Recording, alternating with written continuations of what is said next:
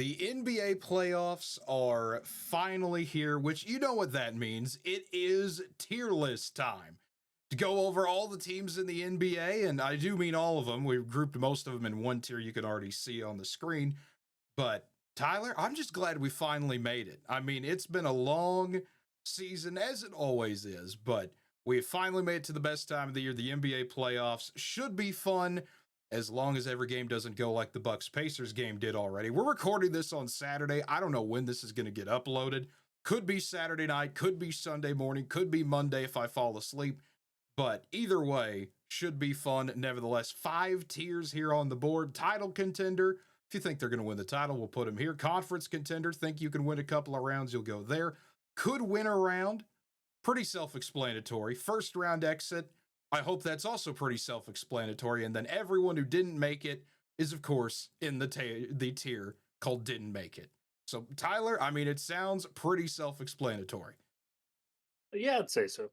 I would hope so. I would hope I didn't have to explain any of that to you. But just to make it clear for all that, and before we get into this, I do want to thank everyone who has subscribed in the past week. Now over 130 subscribers, growing bigger every single day. If you're watching this on YouTube, of course, feel free to hit the subscribe button, like the video, hit the notification bell, and leave a comment down below, because I'm sure you'll have some things you agree with us on, some you disagree with. If you're listening on Spotify, feel free to rate it 5 stars, spread the word there as well. We do have a Spotify now, so if you just want to listen and not watch, that's the place to go. But Tyler, let's start in the West with the team you are a fan of, the Oklahoma City Thunder. An amazing regular season, to say the absolute least. The third best scoring defense in the NBA, the fourth best scoring offense in the NBA, an amazing point differential, and of course, the guy who's probably going to win the MVP unless something wacky happens, Shai Gilgeous-Alexander, 32 points per game, just an unreal season. Yeah, he really did. It's been fun to watch Shai continue to grow, continue to evolve as a player. I remember when we first traded for him, the thought was, oh, okay, is this kind of an underwhelming piece in that trade, right? There's a lot of people questioning, is this really worth sending Paul George away for? He had shown some promise, but, still a young player, the Clippers essentially discard him. But as Sam Presti does, Cade, he had the vision before everybody else. It's been just a joy to watch Shai continue to grow and develop. And this team is as well. I mean, it's been made not necessarily fun of. Everybody's like, man, this team's young. We've heard that for the last couple of years. You had some veteran pieces, Isaiah Hardenstein, Alex Caruso, some of those guys that are not necessarily going to be stars for you, but are going to be guys that should help you hopefully finally get over the top. You've seen a continual, just amazing depth for this team as a whole. I mean, you're 10 guys deep. You could go on and on. Isaiah Joe, Lou Dortz, Chet, Jalen Williams, Eric Wiggins has emerged. Kason Wallace has been fantastic at times. Like, it's amazing what has been built with this team. I just really hope, as we know, you get to postseason, it's different. That run you had last year comes up short. They were ahead of the schedule last year. Now, with the way this season has gone, there's no other chance than to say, hey, you're a title contender and you got to go win the sucker just about. Exactly. And that's what I kind of think. I mean, with the gap between Oklahoma City and everyone else in the West, I mean, you look at records, we'll kind of get into it obviously as we go along, but the only thing for Oklahoma City, and this is not even a concern really until you get deep into the playoffs, and we saw it last year against Dallas. Chet Holmgren and Jalen Williams struggled a bit in some of those moments where it's understandable. That's their first time on that stage. You have that next year. You come back, you know what to expect now. I mean, the sky really is the limit for this Thunder team. I mean, they could do just about anything in terms of runs that would not surprise me. First round, I expect them, obviously they'll play Memphis. I expect them to take care of business there. For the second round onward, you just keep on, the expectations are going to grow and grow and grow because they're 68-win team. You're supposed to have those expectations now. Yeah, and I think that's what would be the interesting part to see how this still relatively young team handles it. Again, I mentioned it. They were really, by all accounts, ahead of schedule last year, and I think they realized that. And so coming into this year, you can tell there's confidence. Say, hey, there's no reason we can't be one of the best teams in the league, and they took that and ran with it. Not only did you win 68 games in the regular season, They won 54 by double digits. They That's a did. single season record, and that was better than 27 teams had wins overall. So you're on a new level of dominance that, quite frankly, as much as I hate to admit it, we didn't even see this with the KD Russ Thunder or the KD Russ Harden Thunder. Now you could argue they didn't really get to reach their potential with that trio, but still, even in their best years since moving to Oklahoma City, they haven't been this dominant. So the expectations, the spirits, very high, and it's not going to come down to Shea. We know Shea's going to be good. It's the guys you mentioned: Jalen Williams, Chet Holmgren, Aaron Wiggins, Isaiah Joe. Can they all be impactful? Lou Dort, And because you're going to need all of them to be yeah, able to I pull it out. think the answer is yes. I think if you've watched this Thunder team at all this year, which I hope you have. If you haven't, I don't know what you're doing, but I think this Thunder team easily fits the definition of the title contender tier. Absolutely. And then we move on to Houston. And for Houston being a 2 seed, I mean, you talk about some people who don't have a lot of confidence in Oklahoma City in terms of, once they get to the conference finals or something like that. Houston is the poor man's version of that because people don't even have confidence in them against Golden State. Golden State is favored to win that series now against Houston. And Tyler, I kind of agree with that in a way. This is a Houston team that their defense off the charts. You look at the analytics, it's great. But the thing that concerns me about Houston, who's going to step up for them? Jalen Green, you expect it. Şengün, you expect it. Are we trusting Fred VanVleet as a third option on a team that's supposed to make the Western Conference Finals this year? Are we trusting Dylan Brooks? Amen Thompson, great. Athletic dude, that's fantastic. But this team, I have trouble expecting them to make a deep run. I just do. I don't think the combination of whoever they get of Golden State, LA, or Minnesota, I don't know if they can go back to back series even.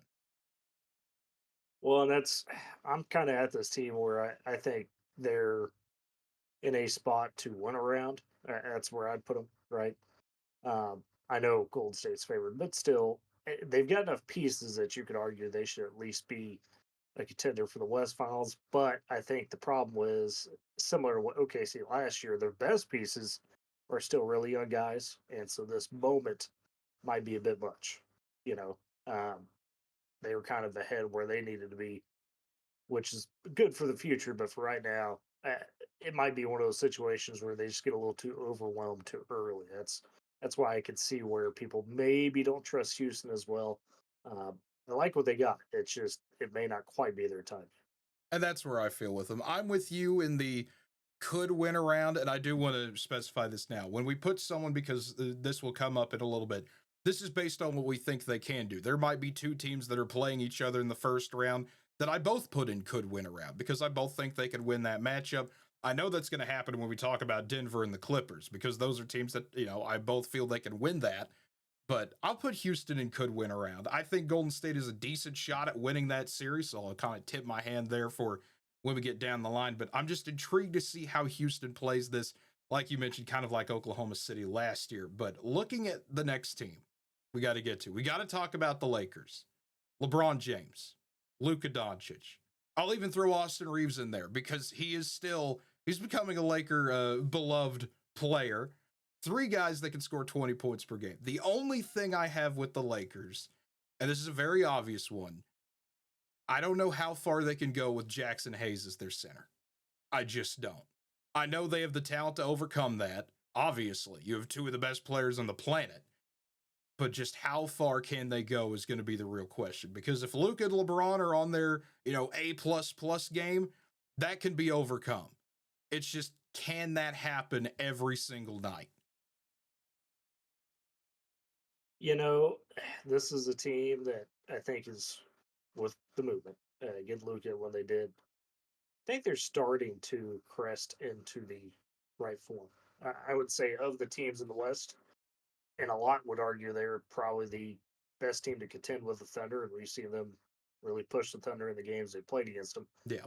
Um, I think they're a little more matchup dependent. You mentioned the Jackson Hayes issue, where you don't really have a good true center. But to be fair, Yeah, they lost a little bit without Anthony Davis, right? You lose the defense in that trade, but the firepower that this team now can bring is much better than what it used to be. And I think this team's getting more and more comfortable under JJ Redick, and JJ Redick's, as the season gone on, done a really good job to get more comfortable with his personnel, despite all the movement in terms of the roster. I I think this LA team's not necessarily championship or bust, but they should be able to compete to get to the NBA Finals, and depending on who you draw there, have a chance to win it. I think they are definitely a lot more matchup dependent. That is without doubt a big issue for them. Because if they get in the finals, let's say against Cleveland, oh god, I mean Cleveland with that size that they've got, I think it'd be a mauling. But if you get in, let's say against Boston, then it turns into a little bit different game. It So does, yes. I think the Lakers have a chance to get there. I just think it's definitely more matchup dependent than the other two teams we've talked about so far. Yeah, and I agree with you with that because I mean we've seen it for years. When LeBron or Luka or someone, there are certain moments where that doesn't matter. I mean, for Luka, obviously coming from it on the Mavs side, you think of that series against Phoenix, where Dwight Powell is your starting center. Like, what are we doing here? Where a Dwight Powell center team could take down the 64-win Suns? That's the power of Luka Doncic, and also you had Jalen Brunson. But the power of Luka Doncic there, he's been in series like that. LeBron, of course, is LeBron. No explanation needed. Greatest player of all time, second greatest if you believe it's Jordan. That's very obvious, one or two debate. That's not here nor there. Austin Reeves, you had mentioned it. Rui Hachimura, Dorian Finney-Smith. I just like seeing Dorian Finney-Smith play well. It's great to see. Lucas friend, Mavs legend, Dodo, we love you. But the Lakers just, I think they're a conference contender minimum, but I agree with you that if everything falls right, I'll put them in the title contender tier just because when those two are clicking in LeBron and Luka, it's just so ridiculous to deal with. You said it, it's matchup dependent, but I think they can just be absolutely lethal when they're on point. Well, As much as I hate it.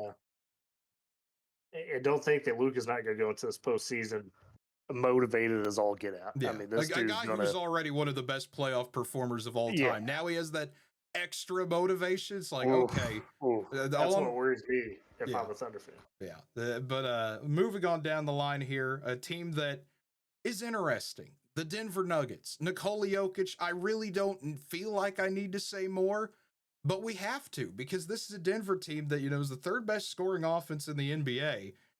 Nikola Jokic averaging a triple double, which is just ridiculous in and of itself. Any other year, he wins the MVP by a landslide. This year, it'll be an uphill battle for him, which is just a crazy sentence. But I mean, just let me list off here: Jamal Murray, Michael Porter Jr., Christian Brown, Aaron Gordon, Russell Westbrook. They have the ability to score. The problem is just, and everyone knows it, the defense of Denver is not good.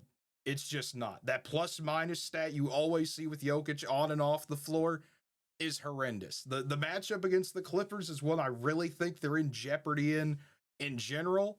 So Denver, I think it's just running into Oklahoma City in that second round. If they were on the other side, I'd put them in conference contender, but it's just I do not trust Denver in a series against Oklahoma City. I'm going to put Denver in could win a round is where I'm going with them. Yeah, I think that's about right for him because you laying it out proper. Clippers is not an easy first round matchup for them. That should be a great series. But right now, game one going on while we're doing this.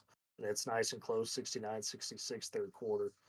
Clippers with the slight advantage there. So that series could go either way. And then I really think, as you laid out with the defensive side, that's what's getting Denver this year. Yes, Jokic has the power to just go off for a game, but the problem with that is there's nothing to supplement that on the defensive side. When we've seen those type of performances in the past, thank Giannis taking the Bucks to the title and winning, thank LeBron doing it with Cleveland. There's always been some sort of defensive anchor to help those guys take control of the game and then be able to back it up by overwhelming teams with some strong defense. Denver doesn't have that. They just don't. Like you said, they can score, but there's just no dog that they've got on that defensive side. That kind of is what really hurts them. Unless somebody evolves into one over the course of the playoffs for them randomly, Yeah. unless Jamal Murray just decides, hey, I'm going to be that guy, or Jokic just starts going crazy and getting 3 blocks a game, which is not. It's just That's not not his likely. game. Yeah. So that's what it'd take, and I just don't see it. It's going to be a team that would be curious to watch it all season. But yeah, I'd put them in at best 2, went around, and that's really it. God, could you imagine if that happened though? If Jokic Oh, final evolution is 3 blocks a game, like, it'd be jeez. crazy. But let's talk about the Clippers a little bit, who the Nuggets are playing right now, actually, as we're recording this. The fourth best defense in the NBA in terms of scoring, only giving up 108 a game. Kawhi's healthy, and this is a Clippers team that's 18-3 in their last 21 games.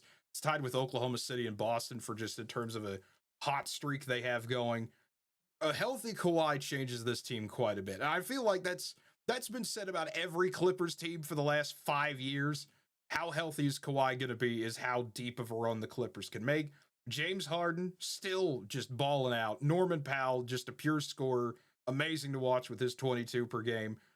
And Ivica Zubac, who just everyone kind of forgets about, is just there. He's putting up 17 and 12 this year. Maybe he's just giving me PTSD from every Clippers Mavs series, but I feel like he gets underappreciated on this Clippers team. Not by Clippers fans, but just everyone kind of forgets he's a good center. And he's just standing there, and no one really seems to care. He's just one of those guys that every year he gives someone a matchup problem. You never know when it's going to happen. But the Clippers are a team that, again, I talked about it with Denver. I don't know how they can match up that well against Oklahoma City, though, is the problem when they get to that second round. I think they can give them more problems with Denver because, in terms of, I think Clippers have some guys that can play defense. You know, of course, Kawhi, a Derrick Jones Jr., someone you can put in there that can defend a bit. But I still don't know if they can get past Oklahoma City in that second round, would be the question. Yeah, but I'll tell you this: as an Oklahoma City fan, I definitely hope the Denver wins the series because Yeah. I feel the matchup's a lot better for Oklahoma City. The Clippers are that team. You mentioned that their key pieces: Kawhi, James Harden, those guys. Kawhi especially. I mean, he knows how to get it done when he's healthy, especially when it comes championship time. And Harden may not be as good as he used to be, right? May not be quite top end, but Yeah. he's still really He's still consistent, really 23, solid. 6 and 8. I mean, it's Yeah, which crazy. is nothing to sniff at. Yeah, it's just not maybe at the peak of his prowess, but that's fine. And a guy like Zubats, who's uh, I've always loved him, enjoyed him in terms of just what he brings to the table. Never going to be a superstar, but a guy that just works hard. Any Like guy that gets they've the got the any guy that gets the nickname of Zoo Alcindor deserves to succeed at anything in life. That's all I'm saying. absolutely, but no, it's a team that when you look for the ingredients of okay, who can maybe be an underdog in a playoff, I think the Clippers fit a lot of that. Um, it's just like you've laid out. Running at Oklahoma City second round is really tough. Despite what the NBA media may tell you and what other teams may try to tell you, I promise you nobody wants to see Oklahoma City before the West Finals. So it, for the Clippers, I'd say win around maybe. I Yeah, have I to. mean, they're borderline. I feel like they're They're more. borderline. I feel like they've got a little more potential, but because of the matchups, I'd have to put them in one round. Yeah, and that's where I'm at. I'll put them as the front of could win around. They're right there where I could see them giving Oklahoma City a 6 or 7 game series. You know, if things go super right for them, we could see a battle of LA conference final. And oh man, that'd get crazy. But let's talk about Minnesota for a little bit because Minnesota is another good defensive team, fifth best scoring defense in the NBA. Anthony Edwards, what more can you say about the guy? He's just so fun to watch. Julius Randle's been playing well. 18, 7 and 4. Naz Reid, of course, 14 and 6. You still have Rudy Gobert, which again, he's just kind of there now. What a great defensive center, but we know what happens to Rudy Gobert in the playoffs. We know what's happening with their matchup against Los Angeles. And Minnesota, I think they can, if things go their way, it's an uphill battle against LA. I could see them winning that round, but it would be a hard fought series. And then I think they'd run out of steam with whoever they get. It's going to take all their energy to beat the Lakers. Well, here's the other thing for Minnesota. You know, their true potential comes down to how well can Anthony Edwards get others involved. You got good talent around. Julius Randle, a little bit on the older side now, but is always steady, can still produce. Is a pro and can provide you some good, really good runs, if you will. Nas Reed, Jay McDaniels, like these guys are not pushovers in terms of what they can bring to the table. But I feel like, and this is kind of Anthony Edwards going through this as a younger player. Everybody knows he's a star. He's the Yes. first overall pick. He played like it.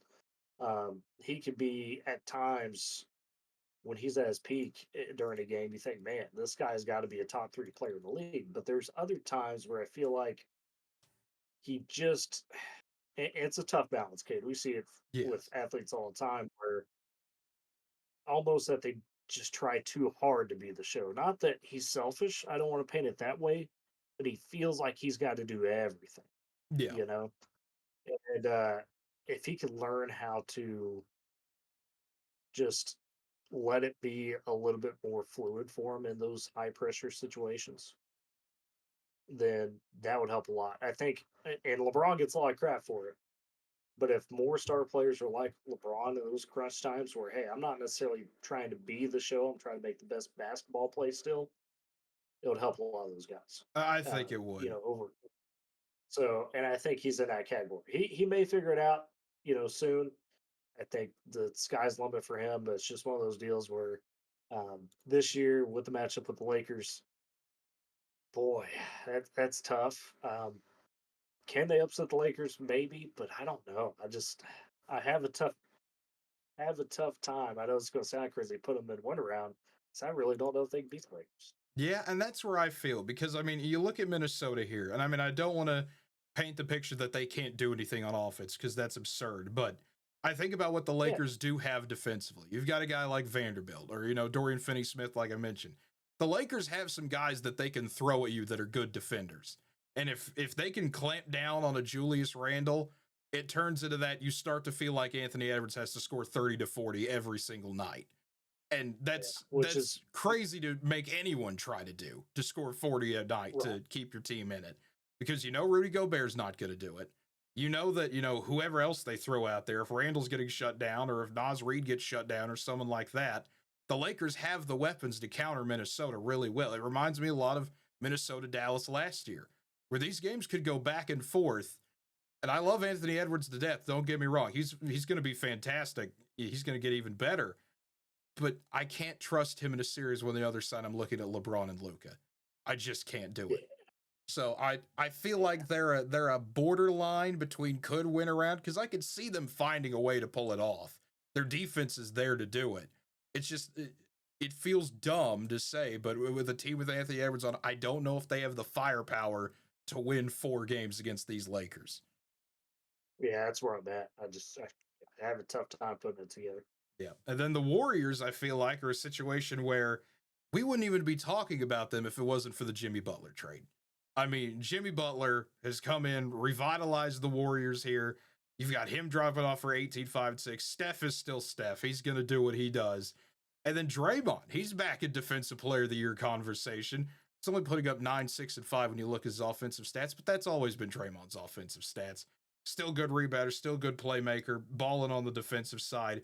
Golden State, you look at the basketball power index that ESPN has, they have them as the 5th best defense right now going into the playoffs. And then someone like Brandon Pajemski, where if he can find a bit of a rhythm, or Buddy Hield, or one of the shooters, or a Gary Payton II, or a Moses Moody, if Golden State can get some of those guys rolling, obviously we know Steve Kerr's a great coach. He's going to find a way to get his guys in position. I think Golden State can upset Houston. There's a reason why they're favored in that series. A lot of people still believe in Golden State when you have a guy like Steph. That's always going to be possible. And so the problem, though, for Golden State is I think if they run into the Lakers, I don't know if they can win that series. I think they can make it a little competitive. I don't think they could win that series. I feel like Golden State's in the could win around tier. Yeah, I think they could beat Houston, right? Just because of all the great experience they have on that team. Now you mentioned Butler coming over has been huge and has really unlocked some things with them. It'd be cinema that Lakers Warriors second round, though. I'm not gonna lie, that'd be a lot of fun. If I the just if the oh NBA cared about rigging anything for oh ratings, we're getting Lakers Warriors, and they no wouldn't even joke. make it. They would make it the most obvious thing in the world that it was going to happen. No joke. I would blame him though. This since Steph's at that point where, God, he's caused so much heartache to a Thunder fan like Yeah, myself over the years. But watching old man Steph or older man Steph, if you will, just be the gunslinger still that he is. I can't lie, it's a lot of fun. Yeah, So I I always can't kind of secretly root for him to have that good run. yeah, well, I mean, I can't say it brings me back to being a kid because I'm still a kid in the eyes of a lot of people, but Yeah, still just it's a one of pup. the, Still just a pup. yeah, it's like, okay, it gives me, you're seeing him do his stuff, like even in the play-in game the other day, where it's like, man, just seeing what he's done over the last decade, really, where it's just like, it takes me back to being, again, what it feels like a little kid just watching for the first time, like, oh, so you can just shoot the ball from 35 feet away. Why has no one done this before? Why doesn't everyone do this? And then everyone started doing it. But that's another topic for another day. We've got to talk about Memphis. And Memphis is they're a great offense, second best scoring offense in the NBA. It's just how healthy is Ja Morant going to be for this series? We'll be there Sunday in Oklahoma City to see how game one goes down. Jaren Jackson Ooh, Jr., Desmond Bain, you know how those guys are going to play. They're going to bring it. It's just, I don't know how far this Memphis team can go just series wise. They're not beating the Thunder. It's just, can they take this to a fifth game? Maybe. I hate saying that for Memphis because of where they were and all the coaching drama they've had with Jenkins getting fired and all that. But it's just, Memphis, I think, is the easiest pick to make so far. Of if you had to pick a first round exit in the West, it's definitely them. yeah, it's got to be. You're not getting past OKC, and that's me taking the bias out of it. They don't got enough pieces. Yeah, They don't. let me be the It's unbiased person for you. Getting it to a fifth game will be a miracle with Ja Morant needing the sure, injection. And he went off in the first quarter against Dallas, and then he didn't do anything. Now, granted, he didn't have to do right, anything. Dallas was already done, sure. but he did not look good after that first quarter. And I mean, if he might come out and play really well for a half, but just with how Oklahoma City, I expect them to play him. Oklahoma City's won 9 in a row against Memphis now. This could be a pretty quick series. It very well could be. But Sorry, Memphis. Thanks for coming. yeah, but now we get to move things over to the East. And we got to start with Cleveland. Cleveland, the best scoring offense in the NBA, nearly 122 points per game. Donovan Mitchell, Darius Garland, great guard play. Evan Mobley, DeAndre Hunter, Jared Allen. I could keep listing people for Cleveland. It just, the list goes on and on and on of talent that they have. A Cleveland team that, just I don't think anyone expected this at the beginning of the year, which is crazy. And I don't think any living soul outside of the state of Ohio could have told you that this was possible. But just night Ah, after night, I know at least one that I conversate you with. know, at least Maybe not, 64 wins, but he thought they had a chance to be really, really good. At well, least that's what I contend mean. for one. That's what I mean. The 64 wins part of this, Yeah, where it's just they have looked the part the entire season with how well they play. They've got to be title contender. They have to be. they are. There's no question. And I really love what they built. I thought they've made a series of really good moves, and they let it take time, right? Like it's not. I think it's what GMs are figuring out. Luckily, I got a GM in Oklahoma City that already knows this, but just because you get a collection of talent doesn't mean they'll turn it on and start winning instantly. Not everybody can do what LeBron does in terms of just saying, "Hey, I'm going to get a bunch of guys around me real fast. We're going to go win." That doesn't happen typically. So how do you do that? You got to build it up, and Darius Garland. I love him. Love his game. I think he's one of the more underrated point guards out there. Evan Mobley's fantastic. Offers a lot. And they've added some good pieces over that time. Jared Allen obviously has been there for a while with them now. DeAndre Hunter was a great pickup. Donovan Mitchell, I mean, what a great player he is. There's no real just blow you away superstar on that team. Mitchell at times can be. Mobley has some flashes, but they're just all really solid. They do their roles well, and they're unselfish for the most part. That's what I enjoy about this Cleveland team. I really look forward. I hope we get Cleveland OKC in the finals. I know the NBA maybe doesn't want that because that's not the big markets, but Yeah, I think that the would be all some of small the market highest. finals. Yeah, that'll go Yeah, over how to get 8 people to watch it, but those 8 people who watch it are going to be insane. That's how everyone outside of the Central Time Zone and the Midwest is going to feel about that series. I think it would be a lot of fun. Though. It would be some real high quality Oh, it would be basketball. insane basketball. It'd be great. I'm just saying, I can already see myself opening Twitter to salty Lakers and Celtics fans saying 5 people will be watching. You could just see it now. But Yeah. we got to talk about the Celtics since we already talked about the East Coast a little bit here. The Celtics, I think they're right there with the Cavs. They're that kind of 1A, 1B in the East. Celtics, great defense, second best scoring defense in the NBA. Jason Tatum, Jaylen Brown, the Jays are always going to be great for Boston. Just what they do, just well rounded, amazingly just executed players. Just anything they want to do on the floor, they can do it. That's just where they're at. If they need to do something, it can be done. And then just the Boston, you talk about Cleveland being a well built team. Boston's right there with them. Kristaps Porzingis, of course, Derek White, Peyton Pritchard, Drew Holiday, Al Horford, Sam Hauser, even if you want to go in there. Every single player in this Boston team has a specific role to do, and they are just insanely good at it. Every single person that plays for the Celtics has one specific thing they're supposed to be good at, and they are insanely good at it. It is the most analytically broken down basketball team, I feel like down to an exact science is what Joe Mazzulla has, where, hey, okay, this guy comes in, he does this one thing, they're going to do it well, we're going to win 60 games again. That's just Boston's plan for the next decade, it feels like.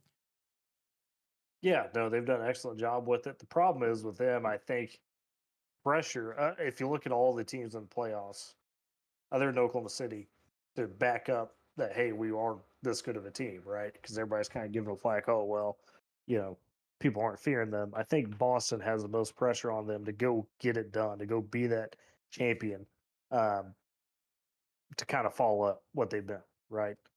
I know that sounds a bit weird, but I really do. I feel like for Tatum and Brown, those two guys have been in conversation of, hey, these are some of the best players in the league, but nobody's really got them up there, right? It's always been kind of a, all right, they're really good, but people won't talk about them the way they do LeBron, Luca, even Anthony Davis to agree, Shea, Jokic, and Edwards. Like, there's so many guys ahead Yeah. of them in terms of that. And I think for those guys, the pressure is on them just to say, hey, we are going to go prove once again that we are that squad. So they're a title contender for me, just by sheer they got to go get it done. I think in their minds. Yeah, and that's where I'm at with them. I think Boston easily goes in that title contender category. Just when you've already done it and you bring just about everybody back, you're going to be in a pretty good position. Boston's one of those teams that, I don't know if they're as good as last year. It's very close if it isn't uh, almost exactly beside each other, but it's one of those. They're the defending champs. Until someone beats them, I feel like you got to roll with them. They're one of those Oh, type of absolutely. situation teams, and you get to the team that feels their fan base at least feels that they can go toe to toe with them. We got to go down the line and find the Knicks because this is a Knicks fan base that they want it. I mean, if we went just based on like pure wanting it, the Knicks would be here every year. That is a fan base that has been dying to see themselves back in just a conference finals, and they feel they've got a pretty good shot. They've got an amazing offense. Jalen Brunson, Karl Anthony Towns, OG Ananobi, Michael Bridges, Josh Hart, the glue guy that can do just about everything. This is a Knicks team that they've got the offense to do it. If they match up with Boston, which I think they will personally, Detroit will give them some games here, but we'll get to Detroit in a moment. This is a Knicks team that I can see them taking Boston a few games. Boston's just such a volume shooting team that you don't know which Boston you're going to get every single night. Some nights they're just going to be unbeatable. Some nights you'll feel like you've got a pretty good shot. This is a Knicks team that, I think they can win around at least.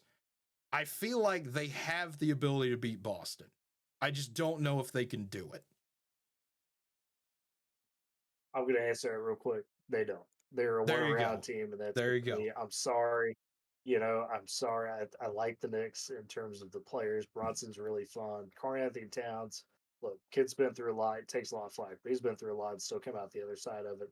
You mentioned the rest of that cast, all a bunch of fun guys, but you just don't have the star power at the end of the day to get it done. Yeah. That's where I'm out, Yeah. I unfortunately. and I get it. I mean, I think as I was kind of going to get to, I think they can give Boston somewhat of a series. I just every time I go through it, it ends with Boston and Cleveland meeting in the East. That's just where I feel Yeah, like where it's a collision course. Like it feels like it's going to happen. There, Knicks put them in could win around. I think this conference contender tier is going to be left blank, Tyler. I think that looking at the Pacers, I feel it's the same way. Pacers can beat the Bucks. I just don't think they can beat the Cavs. I mean, Pacers are a good team. Pascal Siakam, Tyrese Halliburton, Miles Turner, Benedict Mathurin. I mean, they've got guys. TJ McConnell, who always seems to play, show up in the playoffs. I mean, they've got guys that can go out there and give you a good series or two. But it's just I don't see that they can match up that well with Cleveland. And that's not an Indiana specific problem. That's an Eastern Conference problem this year. Well, I was going to say, you're getting on to the point here. These teams do not have the star power that the West do, other than That's Boston, true. right in the East. Even Cleveland, like, does not have the star power. You could argue that a lot of the West teams do. Now, Cleveland's a well-rounded team, well-built machine, I think, but and that'll expose itself in this playoffs. But when you look at the East, top to bottom, the star power is in the West, man. Like it is. Every single one of these teams we talk about in the West has guys say, "Hey, there's times where they look like a top 5 player in the league." Yeah, and I'll be interested when I go back through this to upload it. I'm sure the East versus the West discrepancy on view time here, or time we spent talking, is going to be absurdly biased towards the West because they're just a lot more interesting to talk about. No offense to the Eastern Conference, but the West just has so many more storylines. I could say I'm biased to that I watch more West basketball than East, but the Pacers could win around. That's about it. The Bucks, when will Damian Lillard return? It's expected to be game 2 or game 3. That's a good sign for Milwaukee. The problem Yeah, that's was, incredible. the problem though, is that Giannis was putting up 30, 12, and 6 this season. Who other than Damian Lillard is supposed to help him? Kyle Kuzma, Bobby Portis, Brooke Lopez, Gary Trent Jr., Kevin Porter Jr. These are all good offensive weapons. Who is supposed to help Giannis defensively? Please, someone answer that question, because what I watched today, not to overreact to it, but I'm going to overreact to it a bit. Damian Lillard's not going to come in and be a defensive juggernaut by any means. Indiana had multiple opportunities to just blow past people. Well, and Cade, I think the big thing here is that Milwaukee has failed Giannis. He carried you to a championship a couple years back, and you had that toughness around him with guys like Chris Melton, guys like Drew Holiday, and you still got some of those pieces, Brooke Lopez, but they're older, Bobby Portis, and they're just not what they've been. And you haven't been able to find him, that true number 2 guy. Damian, look, I love Damian Lillard. Again, another guy who caused a lot of heartache to Thunder fans throughout his career. But I respect Damian Lillard. That was a fun guy to watch and has been. But with him out of the equation, and even when he's in the equation, I don't feel like they've got enough in the tank to go get it done against a Cleveland or against Boston.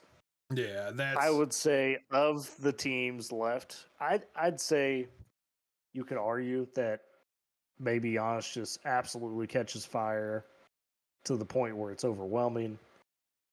There went around, if we're going to put a team that's actually, not Cleveland or Boston in the conference contender side, they'd be the only team, but even that's a stretch. I don't think they've got enough. I don't see it. I think they go and could win around, and that's if Lillard comes back and immediately starts popping off. I mean, he's got to come in and hit the ground running 20, 25 a game. And it's just, I don't know if that could happen now, especially now with game 1 in mind. Milwaukee's in the same boat where they could beat Indiana if everything goes right. Giannis can't drop 35 a night and still expect to beat Cleveland. Someone else has to step up. And I think against the Cavs, it would still be too little too late. Yeah. But the Pistons, the next team to move on down the list, Cade Cunningham. That's really what you need to know about this Detroit team. He's been insane. Malik Beasley's been great. Someone else has to step up for the Pistons. And I mean, you look at this list, Tim Hardaway Jr., Tobias Harris, Jalen Duren, Asar Thompson. Someone is going to have to step up for Detroit if they think they can get the upset over the Knicks. I think there's a possibility Detroit could do it. New York's had some kind of interesting drop-off times this year. But Detroit, again, it's the same situation flipped on the other side. Even if Detroit somehow got around New York, you're running into the buzzsaw in Boston, and that's not going to be fun to play against. Yeah. I mean, I will say this, though. I'm glad for Cade Cunningham. Oh, I am too. It's great. Always shown he's had a lot of potential. dealt with some injury issues, and he's still only 23. So, like, this is a great chance for Cade to show that, hey, I deserve to be in that conversation of, star power guys. And hopefully, if you're Detroit, you continue to build around that. And I think they're on their way. They've drafted well over the last couple of years, added some guys that are intriguing that maybe are just starting to scratch the surface, of what they could do. You mentioned a guy like Jalen Durant. I mean, he's only 21. He's been at now for a little bit. He's averaging a double double. He's figuring it out. And I think this year is a great year for them just to get some experience, win or lose this first round. Do they have what it takes to beat the Knicks? Probably not. Obviously, Knicks are a lot more experienced team, but I think this could be a big building block for the Pistons just as a franchise going forward. Yeah, and that's where I'm at with them. Detroit, I'm just glad we get to see playoff basketball in Detroit again. That game 3 is going to be rocking there. That is going to be a loud Oh, crowd. sure. That is going to be fun to see. But at the end of the day, the Pistons are not the worst. They're not a sweep contender. I think they at least get a game. They're not Memphis. That's not a Yeah, but I wouldn't put reward. them in the corner round tier. Yeah. I just don't think they've got that. Yeah. I mean, I'll put them in the first round exit is where I kind of feel like Yeah. they don't have the firepower to win the round, but they can put up more of a show. They're not we'll give them the not getting swept award, I guess, but it's still The not. gentleman's sweep. Yeah, the gentleman's That's sweep. where they're at. But talk about teams that probably are going to get swept. Orlando, best scoring defense in the NBA, when only giving up 105 points per game. That's going to be a good matchup for Boston. Just okay, we're getting one of the best defenses you could possibly draw in the first round. You're going to have to find a way to scheme around that. But man, who is going to score on this Orlando team? Not named Paolo Banchero or Franz Wagner. Who? Please, someone point to me. Is it Cole Anthony? Is Cole Anthony the third best scorer on this Magic team? He looked like it in the play-in game at times, but it's just Orlando and Tyler. I hate saying that there's not a whole else to say about Orlando, but I feel like this is first round exit, maybe a sweep written all over it. Yeah, probably so. I will say though, on the who could score on this team, I know he's out, but Jalen Suggs is with Haley Van Loo, so I give that man the notch for the third Okay. best scorer on this team, just on that alone. Okay. But no, yeah, this Magic team. Look, you got two really, really good players, um, but they just don't have it. They're starting to finally scratch the surface, maybe what they can be with this accumulation of draft picks they've had over the last few years, kind of like Detroit. That being said, their depth just is not very good. It really tapers off, like you mentioned, after Bankero and Wagner. There's not much there. So um, probably a sweep for them. Definitely first round exit. Probably a sweep. It'll be good for Boston, like you mentioned, because Boston will have to say, look, guys, we can't just waltz through this series and put out a half effort and still win because Orlando's defense will at least make you work a little bit. So it's perfect for Boston in that sense. Yeah, also it continues the tradition that Boston has to play someone from Florida. Just every year. Yes. It was always Miami. Your year off, you get Orlando. It's perfect for them. Yeah. But speaking of Miami, they find a way every single year. They will make the playoffs. You cannot deny the Heat, the first 10 seed ever to make their way out of the play-in into the playoffs. And man, what a terrible reward they got. They get to go play Cleveland. Yeah, that's rough. But I do love that the spirit of Jimmy Butler lives on in this team despite him moving on. Yeah, Tyler Hero, Andrew Wiggins, Bam Adebayo, they've still got guys. They're Sure. still going to have their opportunities. Ware's a great big to watch. A lot of people, it's been fun over the past few days. Just who the heck is this guy? Oh, he's good. It's like, yeah, welcome to Miami Heat basketball post Jimmy Butler. This is where they are now. I almost expect them to inevitably win at least one game of the series, just because that's the Miami way. It wouldn't be Miami if they didn't put the fear of God into someone for at least one game. That's the Eric Spoelstra experience. He's an amazing coach, maybe the best coach in the NBA for however long he's been here. Miami's going to find a way to make this series as annoying as possible, Tyler. I just feel it. Not that they're going to win, 2 or 3 games, but they're going to give Cleveland a heart attack or two. It wouldn't be Miami if they didn't do it. Yeah, no, it's just as we were talking about for Boston. It's a good series, kind of keep you honest and make sure you're not being lazy in that first round. I'd say the same for Cleveland. This Miami team's going to come in with the belief that, hey, it doesn't matter what has happened this season. We've got enough guys to get it done. Tyler Hero, when he starts going off, when he's shooting well, he could be right there with the best of them. So I think you're right. Miami will bring enough to just be a little annoying for Cleveland. Ultimately, Cleveland probably wins it in 5.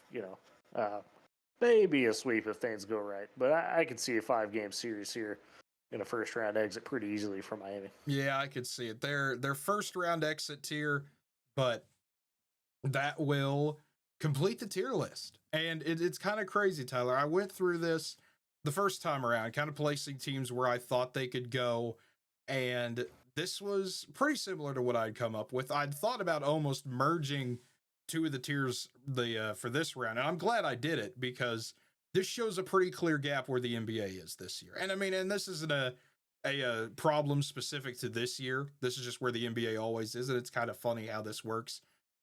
4 title contending teams that we believe in, nobody else in that conference contender spot, and then a lot of could winner rounds. That's going to be interesting, specifically, I think, more on the West side, because you look at this 4 teams we have on the West, 3 in the East, and 2 of those teams in the East are playing each other, where it's okay. There's going to be a lot of fun in the West this year. That whole Western Conference, especially the non-OKC side, where there's a lot of opportunities for chaos to happen. There's a lot of big upsets that could happen. But you look at it at the end of the day, are these really upsets? These teams were all a game or 2 apart each other in the standings. Yeah, that's what makes the West, as we were talking about earlier, so much more interesting. They're just, because of the star power and it reflected in the standings, that there's a lot of these teams that are probably not that far off from each other. Really from 2nd through 6th. I mean, even 2nd through 8th really was, 48 wins to 52. That's incredible. That shows you the balance that the West has when it comes to that star power. Every single one of those teams all the way down. And you could even, other than Sacramento. Sorry, Sacramento. Yeah, rest the top in 10 peace, teams in the Sacramento. West. Heck, the top 11 teams in the West, because you could throw the Suns in there, and they didn't win nothing. Even San Antonio. They've all got their own star power. It's just so much deeper compared to the East. It is. I mean, it's crazy that every year I feel like we have the conversation of, Phoenix would be a prime example. If we put Phoenix in the East, I feel like they could have been where the Magic are. I don't know if that's true or not. That's gut feeling. I don't know if I give Phoenix that much credit. There's a lot of problems with that team. No, there's a whole bunch of problems. It's just I feel like we've had this conversation every year I've watched the NBA where you could put the, bottom team in the West and put them in the East and they'd magically find a way to rise up the rankings. I don't know how true that would be, but it always feels like a gut feeling when you're playing some of the bottom teams in the East where it's like, okay, the West is a lot tougher than this. Why can't we play Washington and Brooklyn and Charlotte 4 times a year? We got to play Portland or San Antonio who could beat you. Yeah, that's fair. I think that's a fair case. I don't think you get much honestly disagreement from that. Yeah, a lot of people, even in the West. I know. It's just maybe one day when we get our new expansion teams, we can move somebody over to the East, either a Minnesota or a Memphis or somebody. Just make the West a little less crowded. That's all I ask for. We need a third conference, the South Central. Yeah, I'd be okay with that. Or we could create 4 conferences and just split it up. We just go West, East, North, South. Yeah, there we go. Or call it Midwest just to make everyone mad that there's no North. We could just do that. That would also work. The NBA says screw the North. We got the Midwest instead. Raptor fans revolt. Yeah, well, we'll put the Raptors in the East, which will make it even congratulations, funnier. Toronto. You're now the Midwest now. Yeah, gosh. Put them in the Midwest. Yeah, I mean, they are close enough to Detroit that we could just put them in the Midwest, I guess. But I think it would be funnier to put them in the East, which would make less geographical sense, but would keep their rivalries intact. It would. But either way, that's another. See, we could ramble on about this forever. That's the fun part about this. But folks, as always, if you enjoyed this video and made it this far, feel free to leave a like. We do always appreciate that. Helps grow the channel just a little bit more. As well, if you haven't subscribed yet already, please consider subscribing. If you hit that subscribe button, there'll be a bell that pops up as well. Hit that bell as well. That's the notification bell. Always get notified when new videos come out. We'll try to have a lot more as the NBA season wraps up here over the next 2 months. Try to get some more recap videos in there, maybe even a new series coming as well that I think will be a lot of fun to go along with the NBA postseason. And then, as always, leave a comment down below. If you're an Eastern Conference person mad that I've talked crap about your conference for the past 25 minutes, please tell me how I'm wrong, because I would actually like to know. If you disagree with anything else here, think your team's a little bit better than what we talked about, or maybe someone's a little bit worse, that's always a fun opinion. If you're listening to this on Spotify, feel free to leave 5 stars. If you don't think it was a 5-star show, then, I mean, still please put 5 stars. I'd greatly appreciate it. But as always, folks, until next time, have a good one, everybody.